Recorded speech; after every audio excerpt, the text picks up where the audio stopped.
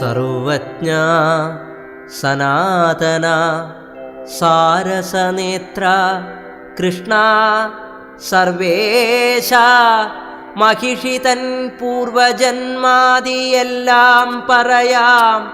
ലോകങ്ങൾക്കത്യാശ്ചര്യമുണ്ടാക്കും ഇച്ചരിതം കേട്ടാൽ മായാഭക്തിയും വർദ്ധിച്ചിടും. ത്രിമൂർത്തി ശക്തി കൊണ്ടു ദത്തനും മഹാമായാശക്തിയിൽ നിന്ന് പിന്നെ ഗാലവപുത്രിയായി ലീലയുമുത്ഭവിച്ചു.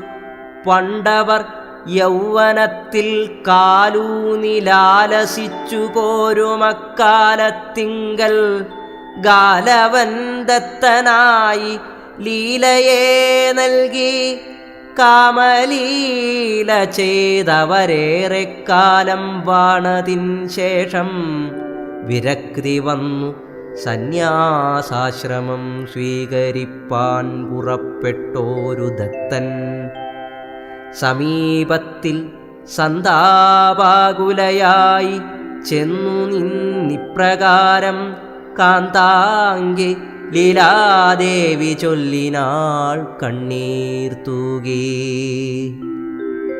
ഹൃദയേശ്വര മമ ഭർത്താവേ സർവേശ്വര ഹൃദയാവർജകം നിൻ സൗന്ദര്യാമൃതമേതും മതിയായില നുകർന്നിട്ടിവൾക്കെന്നുള്ളൊരു കഥയാതൊന്നും കന്ത ചിന്തിക്കാതങ്ങീ വിധം. സന്യാസാശ്രമം പൂകാൻ മുതിരുന്നതു പാരമന്യായം തന്നെ എന്നാണെന്നുടെ ദൃഢപക്ഷം. ദ്വൈതമെന്നുള്ള ഭാവം ദമ്പതിമാർക്കു തമ്മിലേതുമുണ്ടാകാമോ? ബോധവാനല്ലോ ഭവാൻ. രണ്ടാൾക്കും സ്വീകാര്യമായുള്ളതേ ചെയ്തിടാവൂ. രണ്ടാമാശ്രമസ്ഥിതർക്കെന്നല്ലോ ബുധമതം. പോവാം നമുക്കൊരുമിച്ചു സന്യസിച്ചിടാൻ.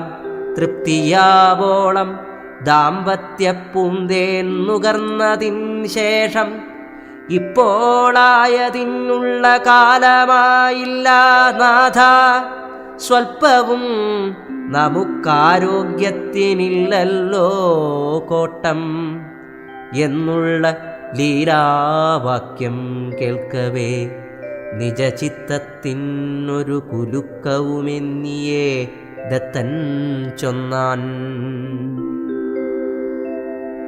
കോമളകളേബരേ സുശീലേ ലീലേ കേൾനി കാമാദിവികാരങ്ങൾ ക്ഷണഭംഗുരമല്ലോ. ആയതിനടിമപ്പെട്ടുള്ളവൻ സംസാരമായ തന്നികളത്താൽ ബദ്ധനായി ഭവിച്ചിടും. അതു പൊട്ടിക്കാൻ ത്രിമൂർത്തികൾക്കും സാധ്യമല്ല. ഇതു ബോധിച്ചിടുക മൂഢയല്ലല്ലോ നീയും. കോമളെ അനുഭവിക്കും തോറും ആശ കൂടും. കാമനു കണ്ണില്ലെന്ന കാര്യം നീ മറക്കൊല്ലേ. ഇത്രകാലവും ഗൃഹസ്ഥാശ്രമേ വാണവന്റെ സൂത്രവും നമ്മളേതാണ്ടറിഞ്ഞു കഴിഞ്ഞില്ലേ. നിർത്തിടാം ഇനി ഇത്. മർത്യനായി പിറന്നെന്നാലെത്തേണ്ടുന്നിടത്തെത്താൻ ശ്രമിക്കാം നമ്മൾക്കിനി. ദേഹാനന്തരപ്രാപ്തി സായുജ്യമായിടേണം. ദേഹികളായിത്തീർന്നാലില്ല സംശയമേതും. ദേഹത്തെ വീണ്ടും വീണ്ടും കൈക്കൊള്ളാനിടയാക്കും സാഹസകർമ്മം ബുദ്ധിയുള്ളവൻ ചെയ്തിടുമോ? യൗവന സൗന്ദര്യാനുരാഗങ്ങളൊന്നും കവിപുങ്കവർ നിർവചിക്കും മാതിരിയൊന്നുമല്ല.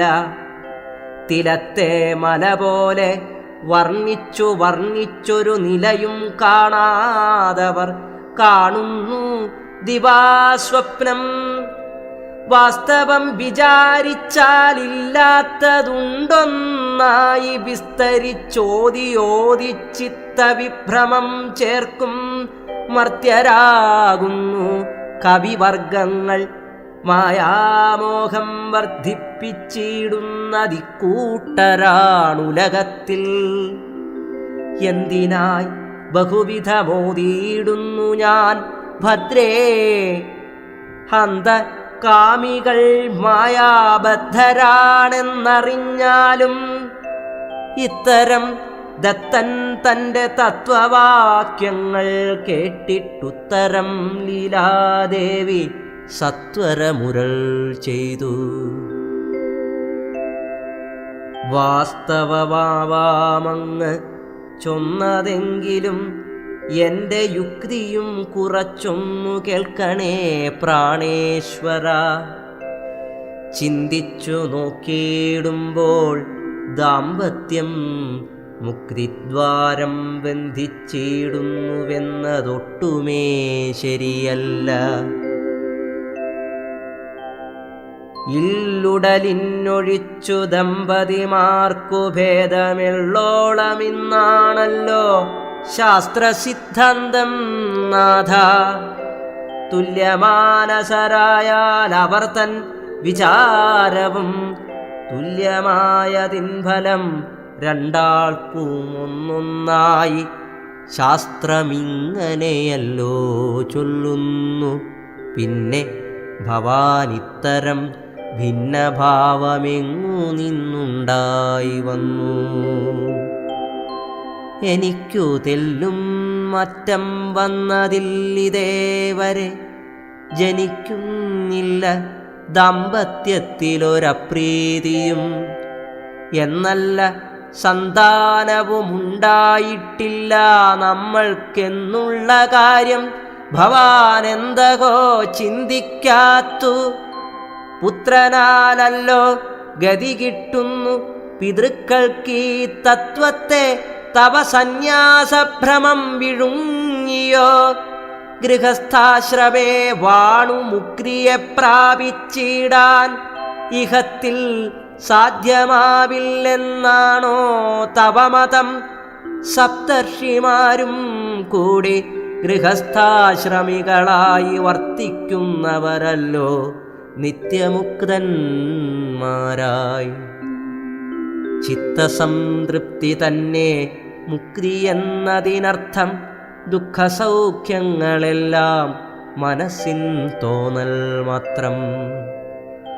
ആശ്രമം നാലുള്ളതിൽ മുഖ്യമായതു ഗൃഹസ്ഥാശ്രമമെന്നറിഞ്ഞിടാത്തവൻ മൃഗപ്രായൻ.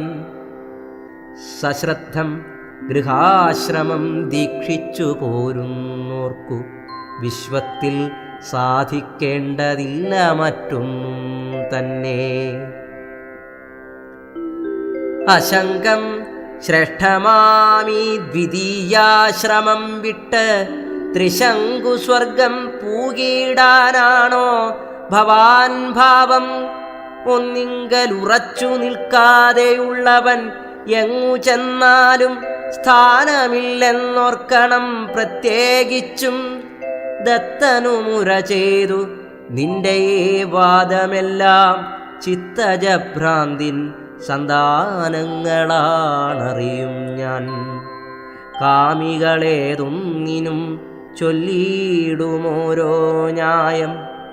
കാര്യമോദിയാൽ അവൻ സമ്മതിക്കയുമില്ല. മുക്തി എന്നതിൻ പ്രൗഢാർത്ഥത്തെ നീ ധരിച്ചിട്ടില്ലത്രയേ ചുരുക്കമായി ചൊല്ലുവാൻ എനിക്കുള്ളൂ.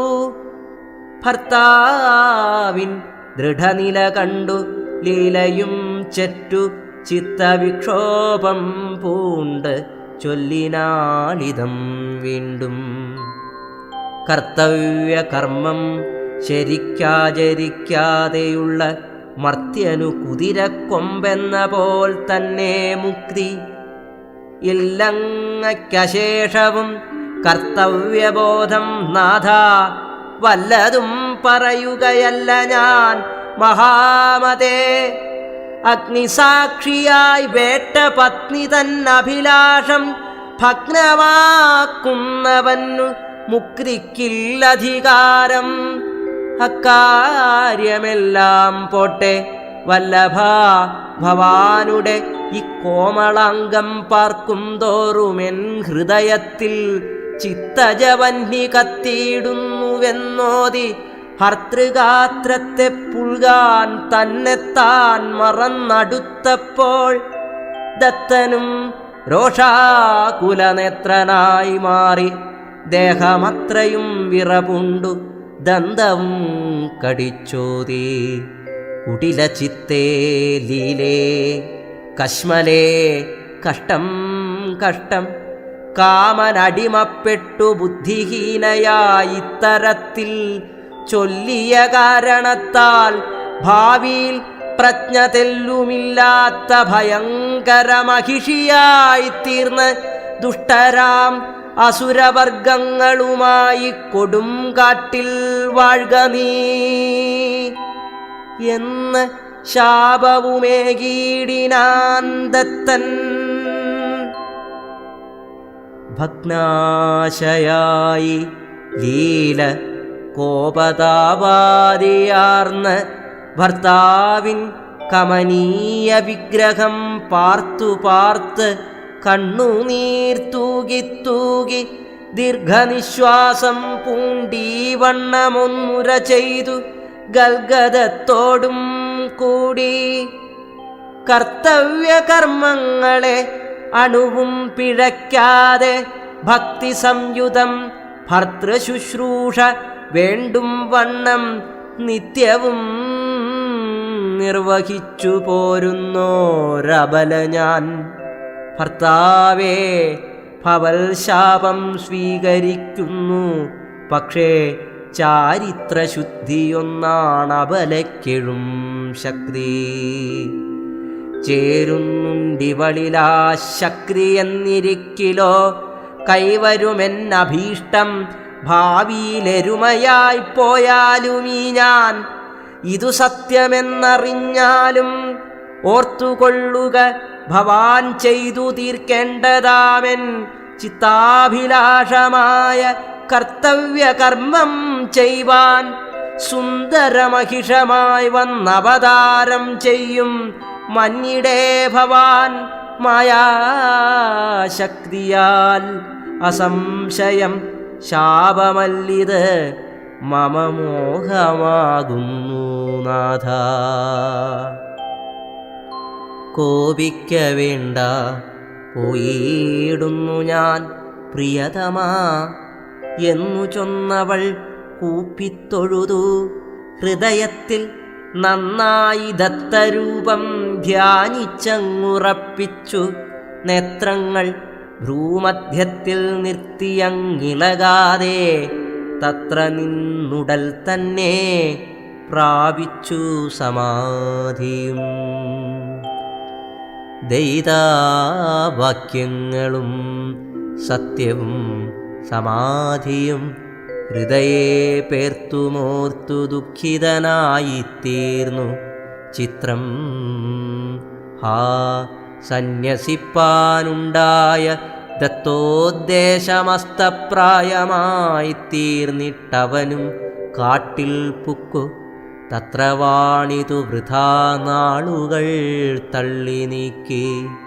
ചിത്തസന്താപത്തോടും ലീലയെ വിചാരിച്ചും ഒന്നിലും തീരെ ശ്രദ്ധയെന്നിയേ ലീലേ ലീലേ എന്നവനുരുവിട്ട് രാപ്പകലൊരുപോലെ ഹന്ത നിദ്രാശനാദിയാതൊന്നുമില്ലാതൊരു ഭ്രാന്തനെപ്പോലെ നടന്നങ്ങിനെ കലാശിച്ചു.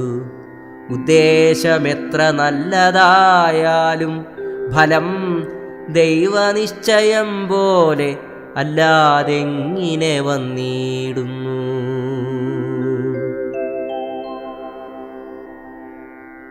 ഇങ്ങനെ കുറേ കാലം കഴിഞ്ഞോരനന്തരം അങ്ങ് മാലിനീ തീരെ രംഭനുമകനായി മഹിഷാസുരനെന്ന ദാനവൻ ജാതനായി.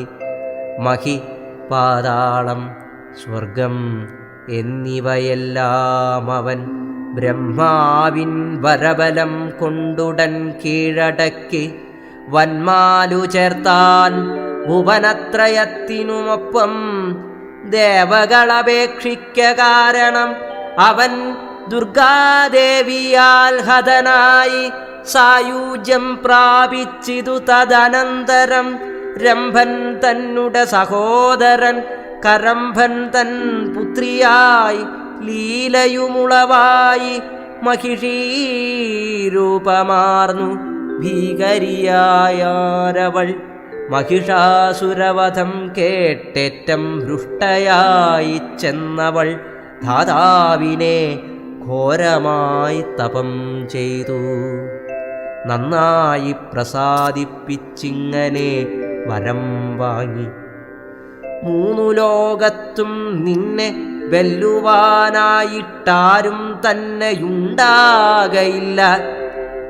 കില്ലലേശം പോലും വിഷ്ണു ശങ്കര മായാശക്തികൾ 3ഉം ചേർന്ന് വിഷ്ണുമായാവതാരമുണ്ടാവും കാലത്തിങ്കൽ അമ്മായാവാഹനമാം സുന്ദരമഹിഷത്താൽ നിന്മനോരഥമായ കാമപൂർത്തിയും വരും. പിൽപ്പാട് വിഷ്ണുമായാനുഗ്രഹം കൊണ്ട് നിന്നിൽ നിൽപ്പുള്ള പാപം തീർന്ന് ത്വൽപദം പ്രാപിച്ചിടും.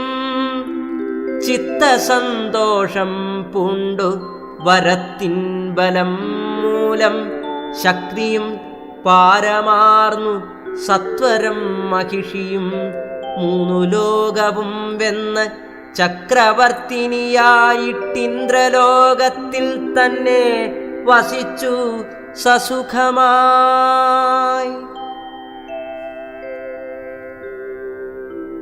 ശ്രീ വിഷ്ണുമായയുടെ 4ാം പിറന്നാൾ തൻ്റെ ആശ്രമത്തിൽ വെച്ചു തന്നെ ആഘോഷിക്കണമെന്ന് കരിനീലി തീരുമാനിച്ചു. തൻ്റെ ഭൃത്യനായ കണ്ഠനെ കൂളിവാകിയുടെ ആശ്രമത്തിലേക്ക് പറഞ്ഞയച്ചു. കണ്ഠനാകട്ടെ മഹാദരിദ്രനായിരുന്നു. കൂളിവാകിയുടെ ആശ്രമത്തിലേക്ക് പലവിധത്തിലുള്ള ചിന്തകളാൽ ആകുലമായ മനസ്സോടുകൂടി കണ്ഠൻ വിഷ്ണുമായയുടെ രൂപത്തെ തന്നെ മനസ്സിൽ ദർശിച്ചുകൊണ്ട് യാത്രയായി. കാട്ടിലൂടെ നടന്നു പോകുന്ന കണ്ഠൻ അത്ഭുതകരമായൊരു കാഴ്ച കണ്ടു. ദൂരെ ഒരു മാവിൻ്റെ ചുവട്ടിൽ തന്നെ നോക്കി പുഞ്ചിരിച്ചുകൊണ്ട് കൈകൾ കൊണ്ട് മാടി വിളിക്കുന്ന വിഷ്ണുമായയുടെ രൂപത്തെ. ഓടിച്ചെന്ന് കണ്ഠൻ ആ പിഞ്ചുബാലൻ്റെ മുൻപിൽ തൊഴുകയോടുകൂടി നിന്നു. വിഷ്ണുമായയാകട്ടെ മൃദുലമായ കൈകളിൽ 3 മാമ്പഴമെടുത്ത് കണ്ഠനെ ഏൽപ്പിച്ചിട്ട് പറഞ്ഞു, അല്ലയോ കണ്ഠ, ഈ മാമ്പഴങ്ങൾ നീ അമ്മയുടെ കാൽക്കൽ എൻ്റെ പുരസ്കാരമായി കൊണ്ടുവയ്ക്കണം. അതിലൊന്ന് അമ്മ നിനക്കെടുത്തു തരും. അത് നീ വീട്ടിൽ കൊണ്ടുപോയി സൂക്ഷിച്ചു വയ്ക്കുക. ഇങ്ങനെ വിഷ്ണുമായയുടെ അനുഗ്രഹവും വാങ്ങി കണ്ഠൻ അമ്മയുടെ അടുത്തെത്തി മാമ്പഴങ്ങൾ തിരുമുമ്പിൽ സമർപ്പിച്ചു. അതിലൊന്ന് ആ അമ്മ കണ്ഠൻ്റെ കയ്യിൽ തന്നെ ഏൽപ്പിച്ചു കൊടുത്തു. മാമ്പഴവും നെഞ്ചോട് ചേർത്ത് പിടിച്ച് കണ്ഠൻ വീട്ടിലേക്ക് നടന്നു. തൻ്റെ വീട്ടിനുള്ളിൽ പ്രത്യേകമായി തയ്യാറാക്കിയ ഒരു പീഠത്തിന്മേൽ ആ മാമ്പഴം വെച്ച് 2 ദിവസങ്ങൾ കഴിഞ്ഞപ്പോൾ അതിദിവ്യമായൊരു പ്രകാശം കണ്ഠൻ്റെ വീടിനെയാകെ വലയം ചെയ്തു കഴിഞ്ഞിരുന്നു. നോക്കിയപ്പോൾ ആ മാമ്പഴം വിഷ്ണുമായയുടെ തേജോരൂപമായി മാറിയിരുന്നു. അങ്ങനെ കണ്ടൻ ഐശ്വര്യവാനായിത്തീർന്നു. പലതരത്തിലുള്ള അത്ഭുത കൃത്യങ്ങളും വിഷ്ണുമായ തൻ്റെ ബാല്യത്തിൽ തന്നെ ആ മലയപ്പിള്ളേർക്കും വേടന്മാരുടെ ഗൃഹങ്ങളിലുമായി കാഴ്ചവെച്ചു. ദിവസങ്ങൾ കഴിഞ്ഞുപോയി. ഒരിക്കൽ വിഷ്ണുമായ തൻ്റെ ഭൃത്യനായ സുന്ദരമഹിഷത്തെ വിളിച്ചു പറഞ്ഞു, അല്ലയോ സുന്ദരമഹിഷമേ, പൂർവജന്മത്തിലെ കടങ്ങൾ തീർക്കുവാനുള്ളതാണ് ഇഹലോകത്തിലെ ഓരോരോ ജീവിയുടെയും ജന്മങ്ങൾ. ഇന്ന് നിനക്ക് നിന്റെ പൂർവജന്മത്തിലെ ചില കടമകൾ ചെയ്തു തീർക്കേണ്ടതായിട്ടുണ്ട്. അതിനായി സ്വർഗലോകത്തേക്ക് യാത്രയാവുക. അവിടെ സ്വർഗങ്ങളെയെല്ലാം പിടിച്ചടക്കിക്കൊണ്ട് മഹിഷി പ്രപഞ്ചത്തിൻ്റെ മുഴുവൻ നാഥയായി വാണരുളുന്നു. അവളുടെ ഗർവം തീർക്കുന്നതിനായി നീ ഉടനെ തന്നെ സ്വർഗത്തിലേക്ക് യാത്രയാവുക.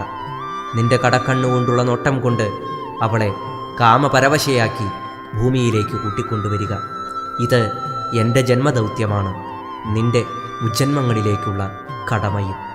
വിഷ്ണുമായയുടെ ഈ വാക്കുകൾ കേട്ട് സുന്ദരമഹിഷം കൗതുകത്തോടുകൂടി ചോദിച്ചു, എന്താണ് എൻ്റെ പൂർവജന്മത്തിലുള്ള കടമ? ഇത് കേട്ട് വിഷ്ണുമായ പുഞ്ചിരിച്ചുകൊണ്ട് പറഞ്ഞു, അല്ലയോ സുന്ദരമഹിഷമേ, നീ എൻ്റെ വിശ്വസ്തനായ ഭൃത്യനാണ്. നിന്നെപ്പോലൊരു ഭക്തനെ ഞാൻ മറ്റെവിടെയും കണ്ടിട്ടില്ല. ഇത് കേൾക്കുക, നിന്റെ പൂർവജന്മത്തിലെ കഥയെക്കുറിച്ച്. ത്രിമൂർത്തി ശക്തിയിൽ നിന്നും ദത്തൻ എന്നു പേരുള്ള ഒരു മഹാബലവാനുണ്ടായിരുന്നു. ഗാലവപുത്രിയായി ലീലയെ അവൻ വിവാഹം ചെയ്തു. യൗവനത്തിൽ അവർ വളരെയധികം ആനന്ദിച്ചുകൊണ്ട് ജീവിതം കഴിച്ചുകൂട്ടി. ഏറെക്കാലം കഴിഞ്ഞപ്പോൾ ദത്തന് ജീവിതത്തോട് വിരക്തിയായിത്തീർന്നു. അവൻ ഗാർഹസ്ഥ്യ ജീവിതത്തെ മടുത്തു. സന്യാസാശ്രമം സ്വീകരിക്കുവാൻ തീരുമാനിച്ചു. ഉടനെ തന്നെ ലീല ദത്തൻ്റെ അടുത്ത് ചെന്ന് പറഞ്ഞു, അല്ലയോ ഹൃദയേശ്വര, അവിടുന്ന് സന്യാസാശ്രമം സ്വീകരിക്കുവാൻ തയ്യാറായതായി ഞാൻ അറിയുന്നു. ഏവർക്കും ജീവിതത്തോട് വിരക്തി വന്നു കഴിഞ്ഞാൽ പറഞ്ഞിട്ടുള്ളത് വാനപ്രസ്ഥവും സന്യാസവും തന്നെയാണ്. പക്ഷേ നിർഭാഗ്യകരമെന്ന് പറയട്ടെ, എനിക്ക് ഈ ഗാർഹസ്ഥ്യ ജീവിതം ഒട്ടും തന്നെ മടുത്തിട്ടില്ല. എൻ്റെ ജീവിതത്തിൽ ഇനിയും ആനന്ദിക്കുവാനുണ്ട് എന്ന തോന്നൽ എന്നെ എപ്പോഴും വേട്ടയാടിക്കൊണ്ടിരിക്കുന്നു. അടക്കുവാനാകാത്ത മോഹങ്ങളാൽ എൻ്റെ മനസ്സ് എപ്പോഴും നീറിപ്പുകഞ്ഞുകൊണ്ടിരിക്കുന്നു. അവിടുത്തെ ഈ സുന്ദരമായ രൂപം എപ്പോഴും എൻ്റെ മനസ്സിൽ തോന്നിക്കൊണ്ടേയിരിക്കുന്നു. ഇങ്ങനെയുള്ള തൻ്റെ പത്നിയുടെ വാക്കുകൾ കേട്ട് ദത്തൻ പറഞ്ഞു, അല്ലയോ ലീലെ, നിന്റെ ഈ ചിന്തകളെല്ലാം നശ്വരമാണെന്ന് മനസ്സിലാക്കുക. ശരീരമെന്നത് കേവലം ഗുണങ്ങളാൽ നിർമ്മിതമാക്കപ്പെട്ട ഒരു പാഴ്വസ്തു മാത്രമാണ്. ആത്മാവാണ് അനശ്വരമായിട്ടുള്ളത്. ആത്മാവ് അഴുകിക്കഴിഞ്ഞാൽ അതിന് ഒരിക്കലും മോക്ഷം ലഭിക്കുകയില്ല. ഇവിടെ ശരീരം അഴുകിക്കൊണ്ടിരിക്കും. ആത്മാവുകൾ പുതിയ പുതിയ വസ്ത്രങ്ങൾ അണിയുന്നത് പോലെ പുതിയ പുതിയ ശരീരങ്ങൾ തേടിക്കൊണ്ടേയിരിക്കും. ഇങ്ങനെയുള്ള നശ്വരമായ ജീവിതത്തെ നീ എന്തിന് അമിതമായി മോഹിക്കുന്നു? അതിനേക്കാൾ മഹത്തരമായിട്ടുള്ള മോക്ഷപദത്തെ പ്രാപിക്കുന്നതിന് വേണ്ടിയാണ് മനുഷ്യന് വിവേകബുദ്ധി നൽകിയിരിക്കുന്നത്. ഔചിത്യത്തോടുകൂടി ചിന്തിച്ചുകൊണ്ട് ഔചിത്യപരമായ മാർഗത്തിലൂടെ സഞ്ചരിച്ചുകൊണ്ട് പരമമായ സത്യത്തെ ഉണരുവാനുള്ള മോഹം മാത്രമായിരിക്കണം മനുഷ്യന് വേണ്ടത്. ഇന്ന് എനിക്കെൻ്റെ ജീവിതത്തിലെ വെളിച്ചം എവിടെയെന്ന് കണ്ടെത്താൻ സാധിച്ചിരിക്കുന്നു. ഞാൻ ആ വെളിച്ചം അന്വേഷിച്ച് പോവുകയാണ്. നീ ഒരിക്കലും എൻ്റെ മാർഗത്തിന് തടസ്സമായി തീരരുത്. ഇങ്ങനെയുള്ള ദത്തൻ്റെ വാക്കുകൾ കേട്ട് ലീല ചൊടിച്ചു. അല്ലയോ പ്രാണനാഥ, അവിടുത്തെ വാക്കുകൾ ഏറ്റവും ബുദ്ധിപരമായൊന്നു തന്നെയാണ്. പക്ഷേ കേവല ബുദ്ധിയായി എനിക്ക് അതൊന്നും മനസ്സിലാക്കാൻ സാധിക്കുന്നില്ല. ഞാൻ അറിഞ്ഞിട്ടുള്ളത് ആശ്രമങ്ങളിൽ വെച്ച് ഏറ്റവും ശ്രേഷ്ഠമായിട്ടുള്ളത് ഗൃഹസ്ഥാശ്രമമാണെന്നാണ്. ആ ഗൃഹസ്ഥാശ്രമത്തെ പുച്ഛിച്ചുകൊണ്ട് എത്ര തന്നെ സന്യാസത്തെയോ ബ്രഹ്മചര്യത്തെയോ സ്വീകരിച്ചാലും അവന് മോക്ഷം ലഭിക്കുകയില്ലെന്ന് ഞാൻ അറിയുന്നു. ശരീരമദ്യം ഖലു ധർമ്മം സാധനം എന്നാണ് ഞാൻ അറിഞ്ഞിട്ടുള്ളത്, പഠിച്ചിട്ടുള്ളത്. ശരീരത്തിനപ്പുറത്തായി മറ്റൊന്നും തന്നെ ഈ ലോകത്തില്ല. ഈ പ്രപഞ്ചം മായയാൽ നിർമ്മിതമാണെങ്കിൽ തന്നെയും മായയ്ക്കതീതമായ ആ ബ്രഹ്മസത്യത്തെ സ്വീകരിക്കണമെങ്കിൽ പ്രപഞ്ചത്തെ വേണ്ട രീതിയിൽ വിനിയോഗിക്കുക തന്നെ വേണം. മാത്രവുമല്ല, ഗാർഹസ്ഥ്യ ജീവിതം നയിച്ചിരുന്ന നമുക്ക് ഒരു പുത്രനോ പുത്രിയോ ഉണ്ടായിട്ടില്ല എന്നുള്ളത് ഏറ്റവും ദുഃഖകരമായ വസ്തുതയാണ്. അപുത്രസ്യ ഗതിർനാസ്തിഹി എന്നാണ് സ്മൃതികൾ ഉദ്ഘോഷിക്കുന്നത്. പുത്രന്മാരില്ലാത്തവർക്ക് ഒരിക്കലും ഗതി ലഭിക്കുകയില്ല.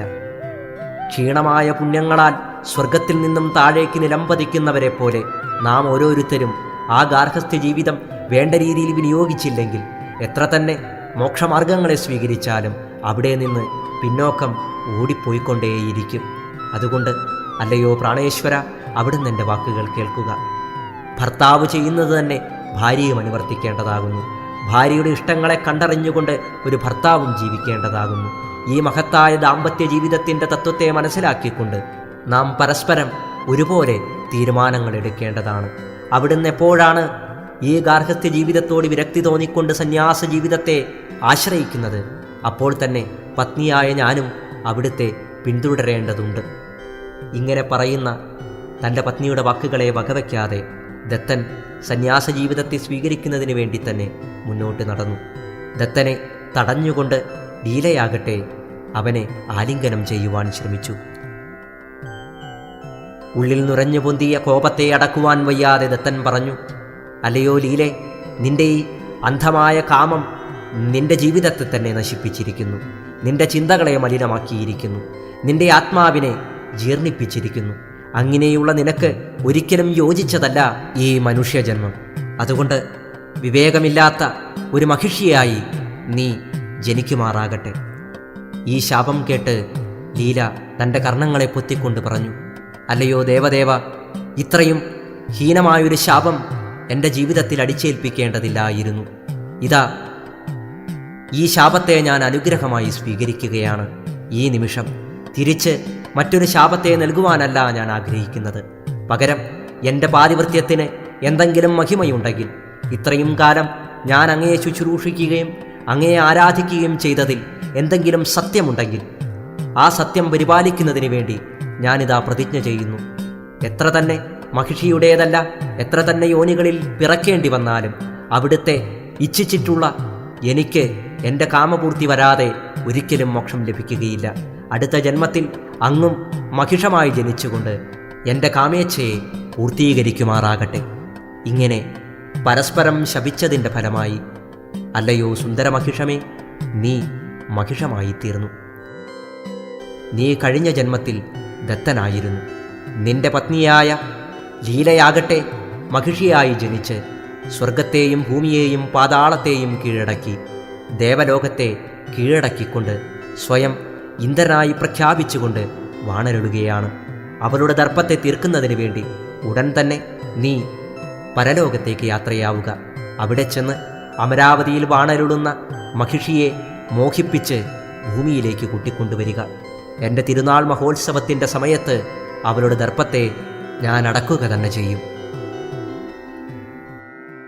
ഇങ്ങനെ വാഴും കാലം ദേവകൾ ഭൂദേവന്മാരൊന്നിച്ചു ചെന്നു കൂളി കുന്തമാം വിപിനത്തിൽ തത്രമാകന്തോദ്യാനെ ബാലലീലയുമാടി വർത്തിക്കും മഹാവിഷ്ണുമായയാം മണിവർണ്ണൻ ഭൂതിഭൂഷണൻ ഭൂരിഭാവുകപ്രദായകൻ ഭൂതനായകൻ ഭൂതസേവിതൻ ഭുവനേശൻ ദേവവന്ദിതൻ ദീനവത്സലൻ നിത്യമുക്തൻ ഖേദനാശനൻ മഹാകാരുണ്യനിലയനൻ തന്നുടെ മരതക മഞ്ജുള രൂപം കണ്ടു വന്ദിച്ചു നമസ്കാരം ചെയ്തു ദേവകളെല്ലാം സങ്കടത്തോടും കൂടി മഹിഷീ വൃത്താന്തങ്ങൾ സർവവും ഉണർത്തിച്ചു കുപ്പുകൈയുമായി നിൽക്കേ ശത്രുനാശനനായ വിഷ്ണുമായയും ചൊന്നാൻ സുത്രമാവാദിയോടു പുഞ്ചിരി പൂണ്ടീ വണ്ണം. ഖേദിക്ക വേണ്ട വേഗം മഹിഷി മതം തീർത്ത് മോദത്തെ ചേർത്തിടുവാൻ പൊയ്ക്കൊള്ളുകിപ്പോൾ നിങ്ങൾ. എന്നതു കേട്ടു നന്നായി വന്ദനം ചെയ്തു പോയാർ ഇന്ദ്രാദിദേവസംഘം സന്തോഷമോടും കൂടി. പിന്നെ തൻ വാഹനത്തെ വിളിച്ചു വിഷ്ണുമായ വന്നവൻ മുന്നിൽ നിന്നു വിനയസമന്വിതം. സുന്ദരമഹിഷമേ, എന്നമ്മ കരിനീലി തന്നുടെ നിർദ്ദേശത്താൽ പിറന്നാളാഘോഷിപ്പാൻ ഗമിക്കും അടുത്തു ഞാനെന്ന് നീ അറിഞ്ഞില്ലേ. കുറച്ചുകാലം തത്ര താമസിക്കയും ചെയ്യും. ഗമിക്കുമടുത്തു ഞാനെന്നു നീ അറിഞ്ഞില്ലേ. കുറച്ചുകാലം തത്ര താമസിക്കയും ചെയ്യും. ആകയാലൊരു കാര്യം നിന്നെ ഞാൻ ഏൽപ്പിക്കുന്നു. പോകണമിപ്പോൾ തന്നെ നാഗലോകത്തോളം നീ. കരംഭസുതയായ മഹിഷി അങ്ങു ചെന്ന സുരരെയെല്ലാം തോൽപ്പിച്ചിന്ദ്രപട്ടവും കെട്ടി ചക്രവർത്തിനിയായി ഭോഗതൃഷ്ണയും വച്ച് വിക്രമമിയന്നേറെക്കാലമായി വാണിടുന്നു. അവൾക്കു ഭർത്താവായി തീർന്നു നീ. വേണ്ടും വണ്ണം അവളെ സുഖിപ്പിക്ക കാമാർത്തയല്ലോ അവൾ. പൂർവജന്മത്തിൽ നിങ്ങൾ ദമ്പതിമാരായവർ പൂർണ്ണമായില്ല ഭോഗതൃഷ്ണയെന്നവൾക്കേതും. അതിനാൽ ഇജ്ജന്മത്തിലായതു മുഴുമിച്ചേ മതിയാവുള്ളൂ. കർമ്മവാസന ചെയ്തേ പറ്റൂ. അന്നവൾക്കേഴും കാമം പൂർത്തിയാക്കിയിടാതെ സന്യസിക്കുവാൻ വട്ടം കൂട്ടിയ കാരണത്താൽ നിന്നെയും ധ്യാനിച്ചവൾ ദേഹമുപേക്ഷിച്ചാൾ. ഇന്നു നിഞ്ചനിയതു പൂർത്തിയാക്കുവാനത്രേ. നിന്നെ കാണുമ്പോൾ കാമമാർന്നവൾ അടുത്തെത്തും. അന്നേരം നീ നിക്കൊല പരിശുദ്ധയാണവൾ. നന്നായി ദയിതയായി സ്വീകരിച്ചവൾക്കത്യാനന്ദമേകി നീ അങ്ങു സൗഖ്യമായി കുറേ പാർത്ത് പോരിക. പിന്നെ നിങ്ങൾ രണ്ടാളും കൂടി പമ്പാതീരത്തിലെത്തി തത്ര സ്വൈരമായി വസിച്ചാലും. പ്രകൃതി മനോഹരമായുള്ള പമ്പാതീരെ മരുവും പൊഴുതുണ്ടാം സന്താനലാഭം പാരം. അങ്ങിനെ വാഴും കാലം നീലിമാമലയിൽ നിന്നങ്ങു കേട്ടിടാം മമ നൃത്തത്തിൻ പ്രതിധ്വനി. അന്നേരം മഹിഷിയും കോപം പൂണ്ടങ്ങു പാഞ്ഞു വന്നിടും. നിൻ വാക്കിനെ ലേശവും മാനിക്കാതെ. പെട്ടെന്നു വന്നാലും നീ മിന്നൽ വേഗത്തിൽ പമ്പ വിട്ടന്നു മൽസമീപേ നീലിമാമലമീതേ. തത്ര വെച്ചഹമവൾ തന്നുടെ അഹങ്കാരമത്രയും നശിപ്പിച്ച് ശാപമോക്ഷവുമേകി നിർവാണപ്രാപ്തിക്കുള്ളോരുപദേശവും നൽകി സർവാനുഗ്രഹപൂർവം അയച്ചുകൊണ്ടിടുവാൻ. ദേവകാര്യമോ നിന്നാൽ സാധ്യമായി തീരുമല്ലോ. പോയാലും കരിങ്കണ്ണ സുന്ദരമഹിഷമേ.